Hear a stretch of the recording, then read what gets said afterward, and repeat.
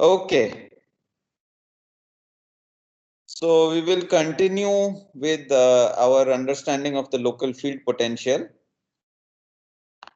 In the previous class, we had gone over the extracellular potentials. That's the blue trace that you see here. X-axis is time, y-axis is voltage, and notice that it's the extracellular potential is very small. It's, a few hundred microvolts as opposed to millivolts of difference that you see in the intracellular potential.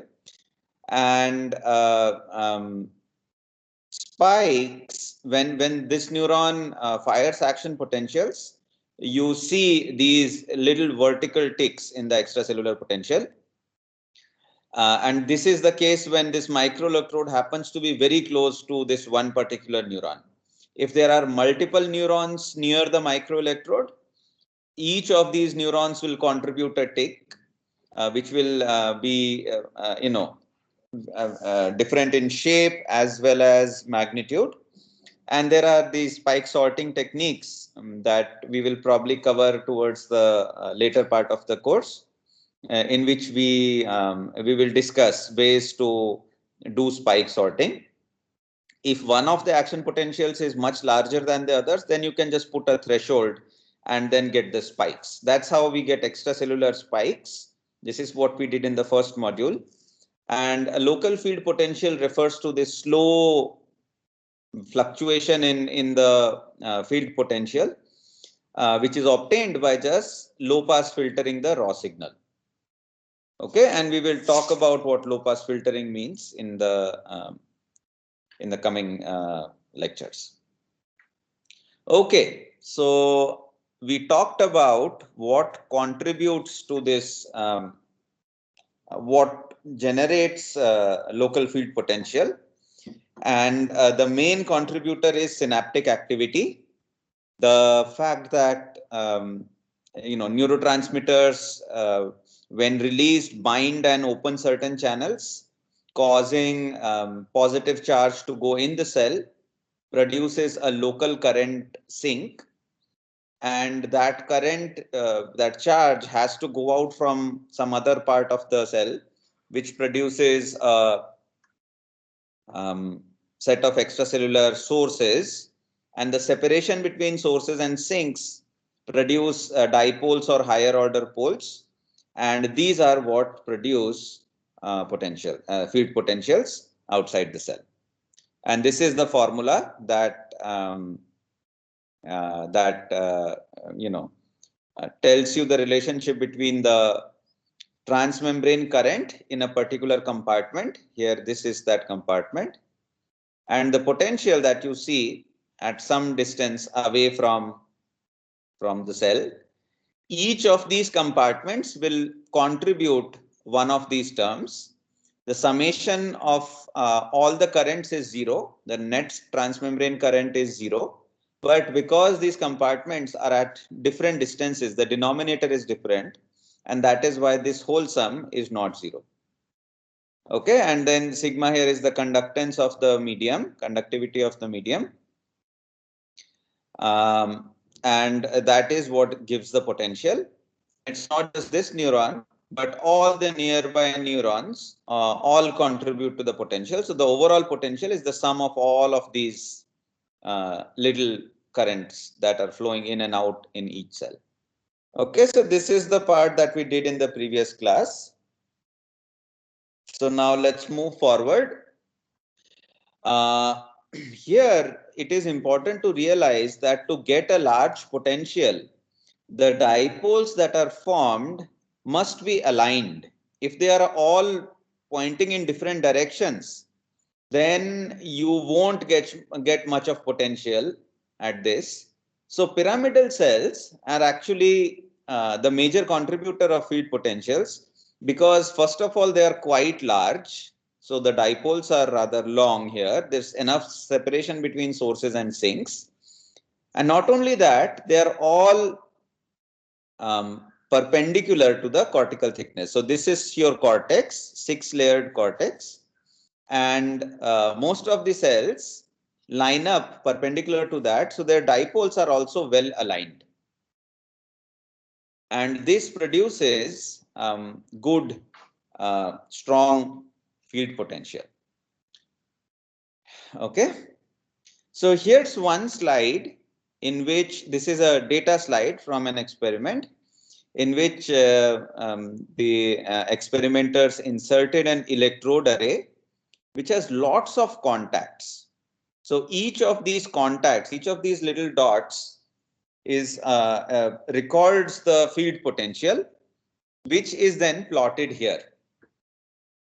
Okay, and time 0 is when a stimulus was presented. So you can see that there are these little bumps and troughs and peaks that are produced in the field potential because of the presentation of a stimulus. Now there is a way to convert the voltages shown here to the actual sources and sinks.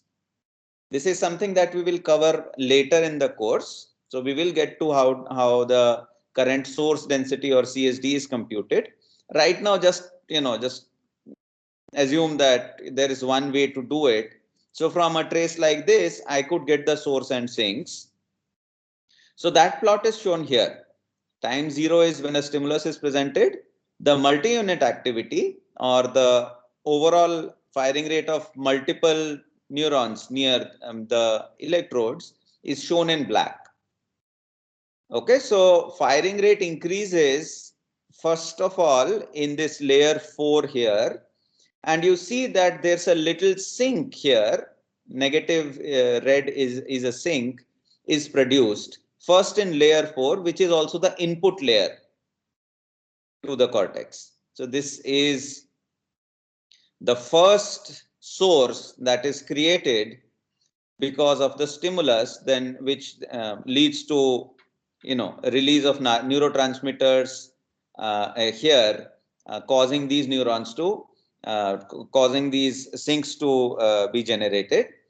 But then because of the series of events that lead to one neuron getting excited, it will excite other neurons and so on. So after a while, you see that there are a bunch of sources and sinks that get generated as time goes on.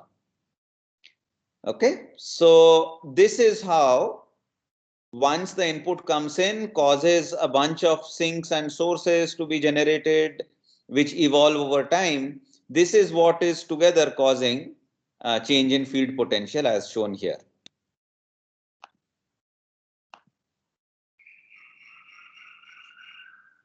So as far as local field potential is concerned, or for that matter, any brain signal is concerned, this is the key. This is the thing that you have to really remember. Notice that even if you somehow prevent the neurons here from firing, these sources and sinks will still be generated, because this is because of the firing of the preceding neuron, which is releasing neurotransmitters and causing the ion channels to open and close. So field potentials are actually, for a long time, were considered to be sort of blind to spiking. These potentials wouldn't actually change too much depending on whether the neurons are firing or not. Okay, so it's a different readout. It's not just a bunch of spikes that you are sort of filtering and looking at. It's a different readout. And a nice way of thinking about this is that while action potentials or spikes represent the output of a cortical area, the field potentials, local field potential, represents the input to the cortical area. Okay, it's a very simplistic sort of way of thinking about it, because of it's not strictly true, but it's a nice first approximation. So the field potentials represent the input because that's the output of the preceding layer, while action potentials represent the output. Okay. So, yeah, any questions? So what is 330 and N50? Oh, so in EEG literature, Um, this is local field potential, but typically when you record EEG, these are the aggregate activity of even larger set of neurons, right?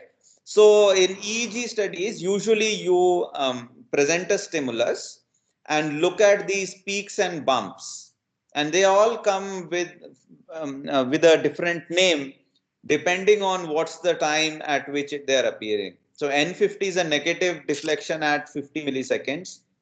P30 is a positive deflection at 30 milliseconds. And you have very classic ones like N300, N100. They are all associated with certain types of stimulus or cognitive states. Like for example, there's this P300, which is generated when there's an oddball stimulus. So you present a lot of stimuli that are similar and then present one which is different. And then for each of those stimuli, if you average the traces, you get a peak at 300. So these just are, standard names that have been used for decades now to represent some very stereotypical changes in the waveform. That's it. Okay, yes, sir. Thank you. Okay, so synaptic events contribute to the field potential, but they are not the only ones. Action potentials also do contribute. We will see some of this towards the later part of the class today. But it's not much because the action potential duration is very small, and the sources and sinks that are generated are only for a short duration. So unless a lot of units are firing synchronously, the field potential is not very strong. However, synchronous action potentials from many neurons can contribute to the LSP, especially the high frequency components, because these are fast events. Likewise, calcium spikes, because they are long lasting and slower, they contribute. Membrane oscillations contribute. So there are multiple sources. Spike after hyperpolarization. There are multiple types of events that contribute to the local field potential. But as a first approximation, if you have to just summarize it, you can just say that mainly it is the synaptic activity. Okay, and that's actually the main thing to remember here. There are other things also, but their contribution is smaller than the synaptic activity. So as a first approximation, you can think of the inputs that are coming in the brain at a particular area, causing the ion channels to open and close and generating these postsynaptic potentials. Those generate these transmembrane currents that then lead to extracellular potential. Okay, and that's the main thing to remember. Turns out even when we are looking at EEG, it's basically a bigger version of the same thing, where there are more number of neurons that are whose activity is recorded in the EEG. So this in some ways is the main key thing that needs to be understood. Okay, any questions here, or can I move forward?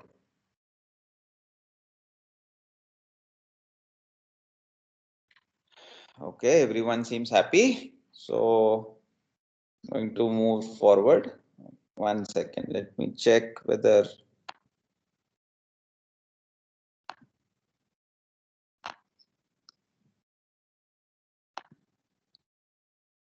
yeah, recording is going on. Forgot to check that.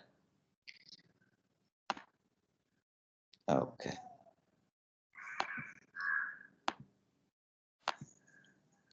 Okay, so now the question is, suppose I stick an electrode like so,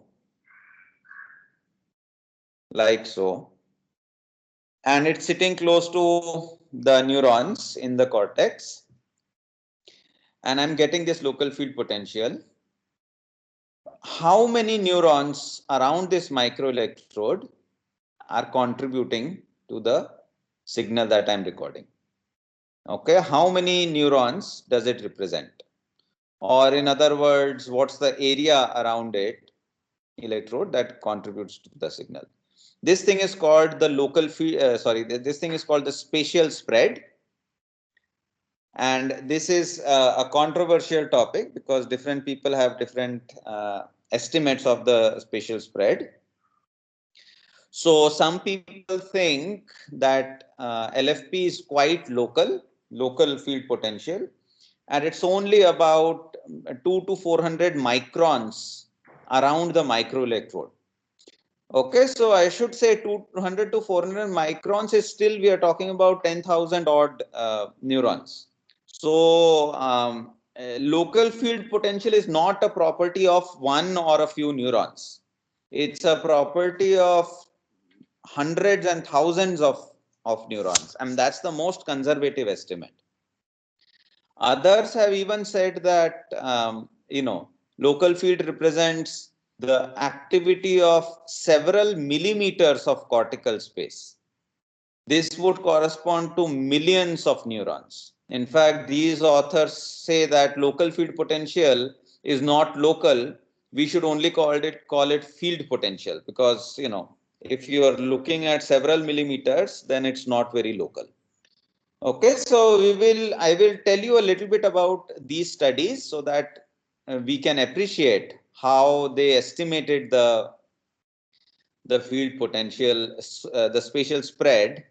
So let's look at one study here. This was one of the earlier ones, where these authors are recording brain activity using two different techniques simultaneously. It's a very cool experiment. So this is the primary visual cortex, and they have this voltage sensitive dyeing technique which allows us to find out the orientation preference of the neurons, and that's color coded based on this diagram here. So blue means the neurons prefer 90 degrees, red means that they prefer 0 degrees, and so on. This plot, this color trace here underneath these black dots is done using voltage sensitive dyeing technique, as I mentioned. On top of that, they have implanted a microelectrode array. That's this 10 cross 10 black dots here. So now you can record electrical activity from any of these black dots. These dots are like the tips of the microelectrode array. Okay, the experimental paradigm is like this. So now here's the idea, that suppose I am looking at one particular electrode. Okay, let's say this one here, or this one here. If the spatial spread is very small, which means that this electrode is only measuring a very small area around it, then the electrical activity that I'm recording, if I look at that activity as a function of orientation, it will also peak at 90 degrees, because it's only recording from a very small part of the electrode, a small part of the brain around it. All the neurons there prefer 90 degrees. However, if the neuron really records the activity of lots of neurons, then there won't be any tuning preference, because you'll be looking at activity of neurons that like the green and the red and the yellow and whatever. So they all like different orientations. So the overall orientation preference is going to be poor. Okay. So it's a very clever technique to think about it. So the results are shown here. In this black trace, you're plotting the actual data, the actual orientation preference of the microelectrode data. This is the actual local field potential. So it is nicely peaking at about 90 degrees. And this red trace is the expected orientation preference, assuming that the brain area that is sampled by this electrode is only 100 microns, which corresponds to this little bit of bluish around it. As I make it 200, it becomes larger, 400 is even larger, and then the estimated preference is just going to get poorer and poorer because it's getting contribution from all kinds of neurons that have different orientation preferences. So now you can ask for what value of sigma is my correlation between the red and the actual data and the predicted data the best. The optimal integration radius that's shown here. This is correlation as a function of radius of integration. So radius of integration is something that we have computed, and it can be computed for any value of sigma. So they have done it, and about 100 to 200 is where it tends to peak, which means that the electrode is sampling only about 100 to 200 microns of cortical space around it. Okay, it's a very cool experiment. Does that make sense? Excuse me, Yes. sir. Yeah. Sir, what they mean by orientation here? Orientation preference is the orientation of the stimulus that a particular neuron likes. So, is that related to the spatial presence of other neurons to that? No, it has nothing to do with the spatial preference of other neurons. In the primary visual cortex, neurons happen to be orientation specific. You present a vertical bar and there's a lot of firing. If you present a horizontal bar, there's hardly any firing. And if you move a little bit away and look at another neuron, that neuron may like 45 degrees, another neuron may like 20 degrees, and so on. That's the layout that you see in this color trace here. It's the orientation preference, the preferred orientation of each neuron. This is the cortical space. Okay, got it. So, like the first experiment you have told, That's right? right. That's exactly that. So this is that pinwheel structure that I had shown earlier, experimentally obtained now using this voltage sensitive dyeing technique. Okay, sir. Thank you. Okay.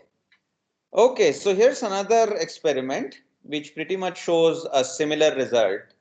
Here what the authors have done is that they ask, so they have anesthetized monkeys. Their eyes are opened, and they are shown very small stimuli on a screen in front of them. Okay, so in these preparations, the monkeys are anesthetized, but there's a little clip that opens their eyes so that, if you show something to the monkey, the V1, the primary visual cortex responds to the stimulus, even though the monkey is anesthetized. This technique has been around since the 60s. First done on cats and then later on monkeys. So you are showing little spots on the screen. What you are seeing here is now visual space. This is the location of a small stimulus on the screen. 0, 0 is fixation. That's where the monkey's is fixation spot is. And as you move the stimulus, put the stimulus at different locations, at some locations you get a response. You see that here, these are the locations that produce a response in the local field potential and as well as the multi-unit activity, MUA. And the idea that the authors used here is that if the local field potential samples a much larger space, then you should have a much larger visual spread here as well, which means that different locations on the visual field, which will essentially translate to slightly different locations in the cortical space, will still be picked up by the signal. So the visual spread for the local field potential must be much larger than the firing rate, the multi-unit activity. But if they are comparable, that means that the local field potential is not sampling something that is too much larger than the multi-unit activity. Okay, and when they did this experiment, this is, you can estimate the visual spread, and then there's a technique to convert it to cortical spread. I won't talk about the technique here, but it's not very hard, and you can read this paper to estimate it. They said that the spatial spread is only about 250 microns. This is also again very local, similar to the previous study. So once you put an electrode in a monkey's brain, only about 2 to 250 microns around that electrode contribute to the local field potential. And it translates to about a few thousand neurons around the microelectrode. Okay. Here's the study by Kajikawa and Schroeder, who showed something different. They said that I'm doing this essentially the same experiment now done in the auditory cortex of monkeys, not the visual cortex. And the auditory cortical neurons uh, are lined up in a tonotopic fashion. Like the visual cortex is retinotopic, which means as you shift the stimulus in the visual space, the cortical area that responds to that shifts in a systematic way. Here it's a tonotopic map. So if you produce a low frequency sound, you produce a large response. And if you produce a high frequency sound, it will systematically fall away. So it's a tonotopic map.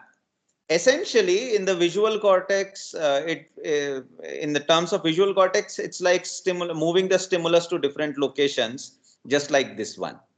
Okay, so this and this are equivalent experiments in the visual and auditory cortex domains, respectively. And these guys show something very different, that the multi-unit activity, MUA, is quite local. So as you move the stimulus frequency, it falls off. But look at the local field potential. It is still present even for stimuli that are quite far from the preferred stimulus. This is another case where the auditory spread for multi-unit is small, but it's quite large for LFP. Okay, in fact, here they show that in the auditory cortex, they have these electrodes and they are looking at the responses even when you are like a couple of millimeters, in this case 20 millimeters away. This is 2 centimeters. There is some response. This here is the zoomed version of the same. So they are saying that there's no way that your the LFP is local. You can be a couple of centimeters away and you can still pick up this activity. Okay, so in their terminology, local field potential is not local. It's in fact just field potential, and it spreads to several millimeters of cortical spread. This is very different from what we had seen here, where it was a few microns. Okay, so this is where the controversy is. Some people say it's very local, others say it's not, it's quite spread out. Yeah, there was a question. Yes, I mean, I might be kind of saying this a little early. The slides later might probably indicate this thing, but like I'm starting to wonder whether like the region of the brain has a role to play in how much spread there is in LFP. Like, because some experiments like this one took place in the auditory cortex, whereas the previous Yeah, ones took place in yeah, the yeah. visual So cortex. that's right. So those things may be contributing. So let's talk about a result that sort of reconciles the two. So this was a modeling study done by Linden et al. Yeah, there was another question. Before going forward, I have a question. Can you please explain the last slide, the figure of this? Could Which you go to the one? last? Yeah, This, A yeah. figure. Because here we got some activity, but later it got smoothened out. So what's this means? Smoothen. Well, so it's a small tone. So it produces a small response and then it sort of settles back to zero. And what they are And showing is that even so, these are traces going mhm, for, so there are multiple contacts here. Each line corresponds to one LFP trace from one of the contacts. And you're asking how far can I be from where the main activity is happening and still pick up something. And there they show that if you zoom out these traces here, you still see some activity. You see that here, it's small, but it's present, which means even when you are several millimeters away, you're picking up some activity, even though okay. the firing rates don't pick it up. So that means local field potential is not local. You can be several millimeters away and still listen to some cortical activity that's occurring 2 centimeters away, 20 millimeters away. Okay. Okay, so this is just to say that it's not local. It's the opposite of what these guys found. So there's one way of reconciling. What these authors show in a modeling study, that the spatial reach of local field potential is actually indeed very small when the population of neurons, the neural population, they don't fire together. Their activity is uncorrelated. However, if there is correlation in the firing rate, so here in this simulation, they simulate a population which has correlated firing for some area around it, and then it becomes uncorrelated. As you increase the level of correlation, then the spatial spread increases. It's a complicated slide to show here. So let me just walk you through this. What you are looking at here is an electrode at the center, and then you are increasing, like adding discs here. So you are looking at bigger and bigger circles around it and looking at the overall potential. This is simulation. So this is detailed biophysical modeling. So the population activity will keep increasing. After a while, it wouldn't matter. You're too far from the disk, so that adding the disk doesn't change anything. Okay, so then you say, okay, the effective um, spatial spread is when I reach 95% of the maximum that I'm going to reach. And then I play around with the level of correlation that is shown here. So the final result is just this. Just pay attention to this. These ones are a little bit complicated.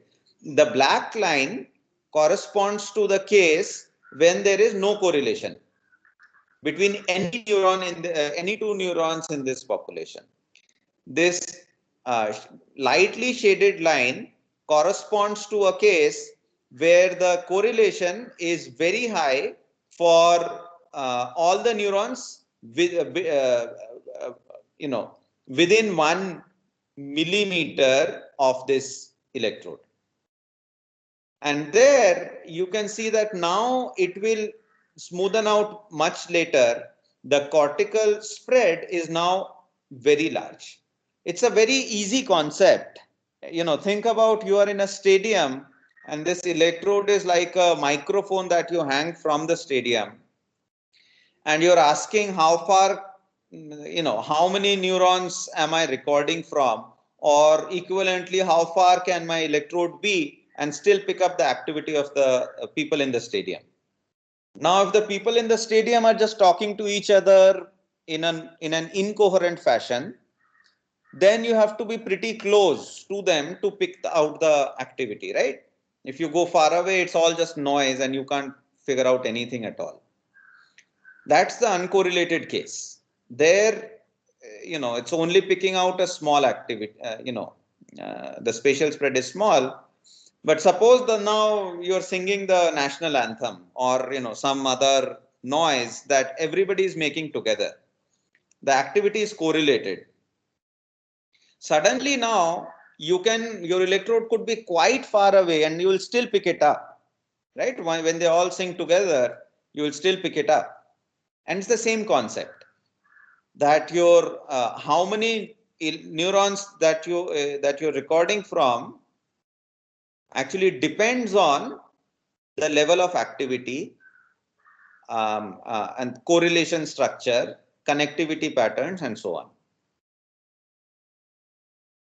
Okay, so this this stadium analogy is often given in this case because it sort of makes very clear this makes a very intuitive understanding of the spatial spread. Okay, that stadium analogy is quite clear, right? So as somebody pointed out, it could be that the neurons here are more connected or the connectivity is such that it's easier to spread and whatnot. So that may actually cause the spatial spread to be larger.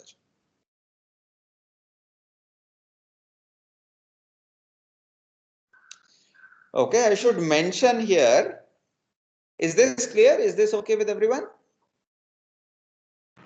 Yes, sir. Yeah. So I should mention here that this previous study, this Zing et al. Study, came up with a very innovative way to account for potential differences in these connectivity patterns and other factors. It's a very sort of clever way to account for a lot of factors that can inflate or reduce the spatial spread. And this estimate that he ended up getting is independent of the correlation structure and other factors that that contribute to the spread. Okay, so in our other class, the NSP class, I actually asked it's a homework assignment question to read this paper and some other papers to find out, figure out how to estimate the spread properly and what it means and what are the factors that are involved and so on. So in this class, in this course, we are going to skip it. But if you're interested, it's a very interesting topic. And I recommend that you read at least this paper to see how these authors have managed to account for the differences in correlations and connectivity patterns and so on. But we won't cover that in this course. I will just summarize this and say that the spatial spread is small, it's uncorrelated, but it can increase when the activity is correlated, when estimated in a particular way. Okay, so in the remaining few minutes now, I'm going to briefly actually show you the kind of analysis that we'll be doing on our LFP data over the next several classes. So it's like a preview of what's about to come. And in particular, we will also look at how is there any relationship between the local field potential and spiking activity. So all the stuff that I'll show in the next few slides, we will figure out how those slides are generated, how those plots are generated in the coming portion. Okay.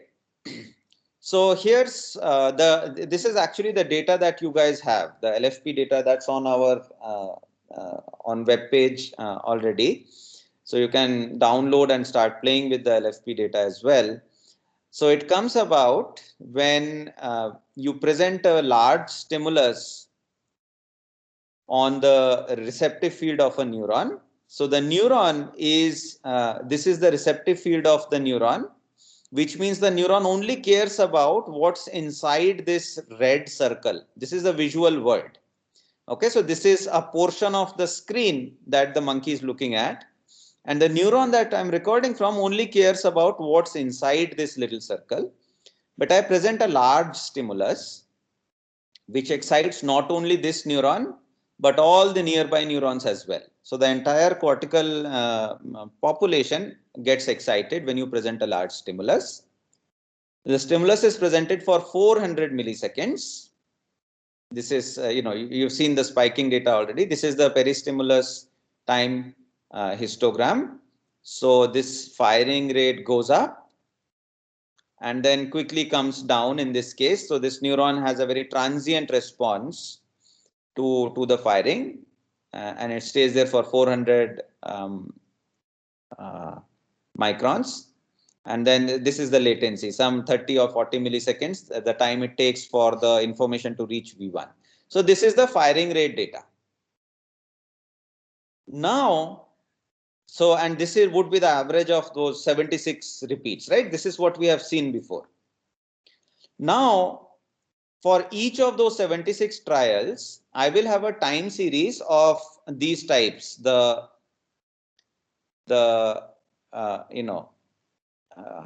where is this? Yeah. So I'll have a time series of voltage values as a function of time for each of these 76 trials, right? If I average those, I get what is called the event related potential or the evoked response. It's called the ERP or the evoked LFP, and this is what it looks like. So when you present a stimulus, the voltage goes down like this, and then it comes up, but then it again does something else which you don't see in the firing anywhere, and then it stays like this, and then once the stimulus is taken off, it goes up and then comes back. Okay, I'm not showing you the whole trace, but in your data you will be able to see the whole trace as well. So this is the evoked LFP, and this is easy to obtain. This is just obtained by averaging the 76 traces, just as you had averaged the firing rates to get average the spiking activity to get the average firing rate. So this is straightforward. This is where the fun stuff begins. Okay, so this is why we are doing this course essentially, so that we can one day generate plots like these. Okay, all the stuff that I'm going to talk about in the next almost 10 odd classes will be just so that we understand and are able to make plots like these. What is this plot?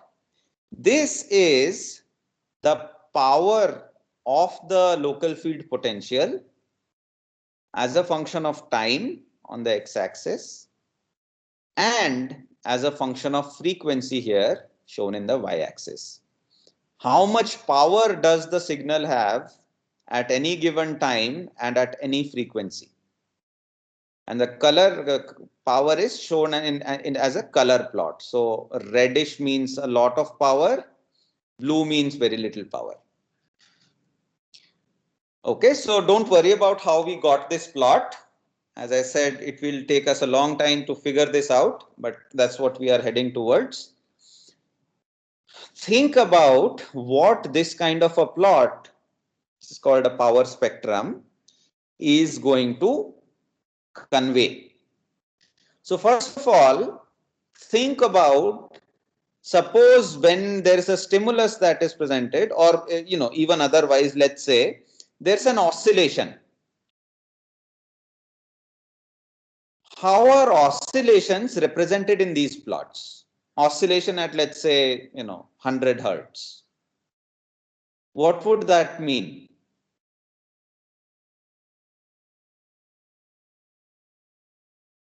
How are oscillations represented in these plots? Anyone?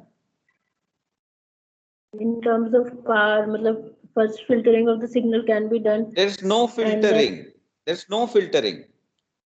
Don't go ahead of yourself. I am giving you the raw signal and I am telling you that this plot just plots the power of the signal as a function of time as well as a function of frequency.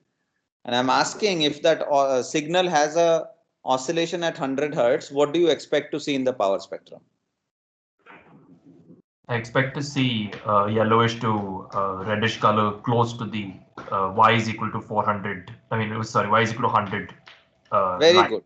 So there's elevated power at 100 hertz, not at 130, not at 95, only at 100, which is extended in time. So oscillations emerge as horizontal lines in these plots. So you see actually a horizontal light at 100, and you see a horizontal light at 120 also. This is the second harmonic of noise. This is a recording done in the US where the line noise is at 60. It's excellent shielding so that you don't see the line noise at 60, but you do see a harmonic.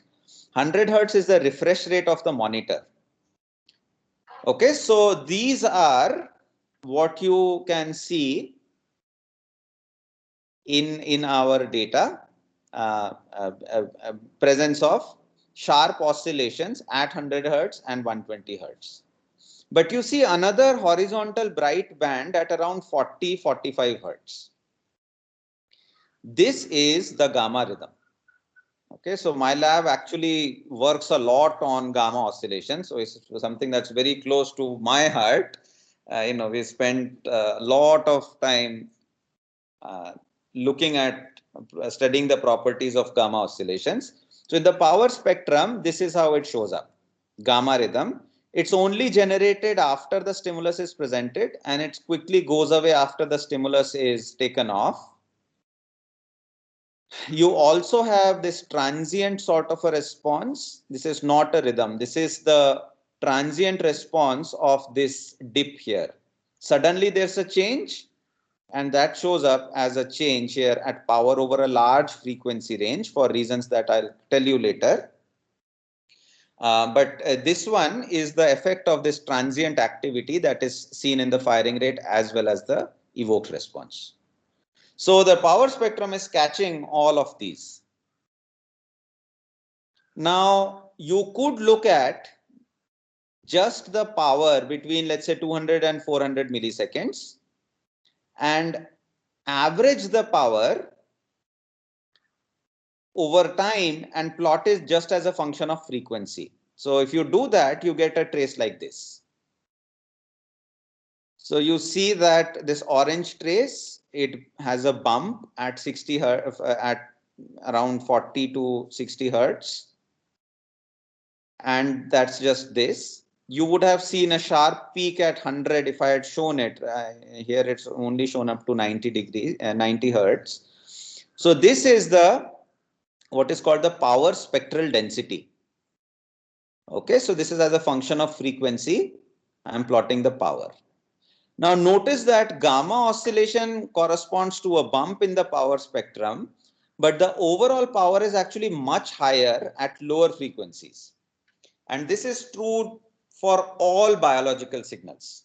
All biological signals have a lot of power at lower frequencies, and it falls off as the frequency increases. This is what gives this going from red slowly to blue here. Okay, and this is true for EEG, this is true for LFP, this is true for ECOG, this is true for every signal.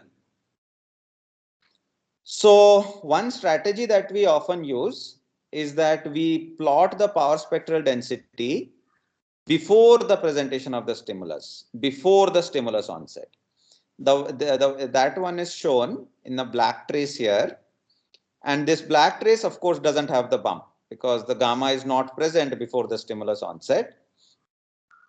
And then instead of showing raw power spectra, we can show essentially this minus that. Because this is plotted on a log scale, this is log power spectrum. When I subtract it, it's just the ratio. Log stimulus minus log baseline is just log of stimulus divided by baseline, right? So this is power change in power from some baseline activity. Okay, now you can see gamma rhythm in all its glory here. Shows up as a nice horizontal bright band. And it's quite visible in plots like these. Okay, so how these plots are generated would be the theme of the course. Essentially, for a very long time we will develop all the theory that is needed for us to represent LFP signals in this fashion. For now, let me just wrap up by showing you something. This is a comparison of the power of the LFP at different frequencies and the firing rates. Okay, so I'm going to plot this firing rate and I'm going to plot the power of the LFP signal as a function of time. So this firing rate increases and is stationary. This is the overall firing rate of all the neurons that I had, all the electrodes. And I'm also plotting the power in the alpha band. So you see that alpha power gets suppressed. This is a very stereotypical plot in which stimulus onset suppresses alpha power. So there's low frequency suppression and enhances power at higher frequencies. This is what you see in the LFP in many stimulus paradigms. And you can see that the two traces are quite different. So low frequency power and firing rates are, not matching at all. However, as I increase the power, as the frequency range, this is now the power averaged over 250 to 500 hertz. And you see that that power is changing in a similar way as the firing rate. Which means that the higher frequency component of the local field essentially represents the firing rates.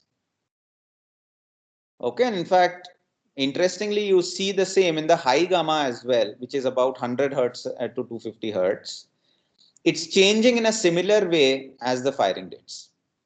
Okay, this is not surprising if you ask me, because what is firing rates? Firing rates are essentially the very, very high frequency component, 500 hertz to 5 kilohertz.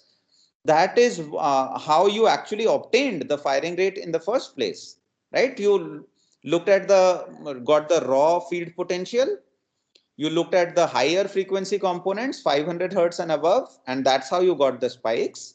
And this is the lower frequency component. So obviously, if you look at the very high frequency components, you would see something that looks similar to the firing rates. That's the brown trace here. But the important thing to note here is that this resemblance is also maintained for power above 100 hertz or so.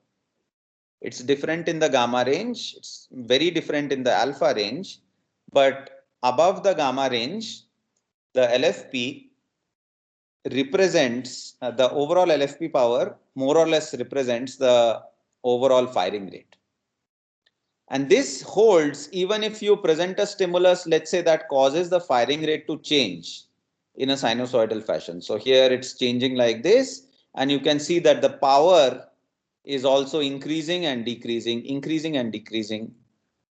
Even if you increase it more, it will increase, decrease. So higher frequencies indeed represent the firing rates. The correlation is very high up to the gamma above the gamma range, which is called the high gamma range. Okay, so LFP actually, and the lower frequencies are completely different. Lower frequencies give you something different, but above 100 hertz, the what is called the high gamma range, you get a close correspondence to the multi-unit firing. So LFP is actually transitioning from representing the inputs at very low frequencies to representing the outputs at very high frequencies. And the transition would be somewhere from, above the high gammas, you start representing spikes. Can you once again explain that suppression of alpha thing? Yeah, so alpha here, I'm just plotting the alpha power as a function of time. That's the orange trace here. This is time. I'm just plotting the power here as a function of time. So even though the firing rates are going up and down, you see that the alpha is still getting suppressed. right? There's no correlation between how the firing rate is changing and how alpha power is changing. So alpha is a different beast in itself. It has nothing to do with how the firing rates are changing. Gamma oscillations, which are shown here, do a very interesting speeding up and slowing down. It goes down and comes up. The frequency changes. And it's also not a very tight correlation with the firing rate. There's some correlation, but not super tight. But as you go to high gamma and very high gamma, the correlation becomes very, very tight. It closely follows the firing rates. So as your frequency increases, the LFP starts to represent the overall firing rate of the population. But the lower frequencies don't. Here you can see that correlation is 0.9396 here and lower here. Okay, does that answer the question? Yeah. So, if you do a lot of signal processing and a lot of fancy stuff, you can actually show that when you have an action potential, here this is time 0 represents the action potential. There's a dip in the local field. Related to this is an elevation of power at high frequencies in the LFP, whose tail can be seen as low as about 100 hertz. Okay, we won't get to how this plot is generated. It's beyond the scope of this, but you can read this paper that, it's actually, my postdoctoral work, where we really dug very deep to get to the power spectra in a very sophisticated manner. This is not something you can get using traditional methods. You have to do very sophisticated methods to get to this, and we will do this method called matching pursuit in this course. That will be the last part that we'll get to. But using that, you can show that spikes are associated with this burst of activity that can be seen as low as about 100 hertz. So the spike related transients can be observed in the LFP above 100 hertz for sure, in some cases above even 50 hertz, and its contribution increases with increasing frequency. So that's the relationship between spikes and LFPs. The higher frequency component of the LFPs represent multi-unit spiking, and the correlation decreases as the frequency gets lower. The lower frequencies represent something else, as I mentioned, the inputs, but the higher frequencies do represent the overall spiking. Okay, so now we are done with the biophysics, and we will start working on the math from the next class to be able to generate the time frequency plots that I have shown you towards the later part of this class today. Okay, folks, so no class on Wednesday. We will meet now on Friday, and then extra class on Saturday from 12 to 1. Any questions?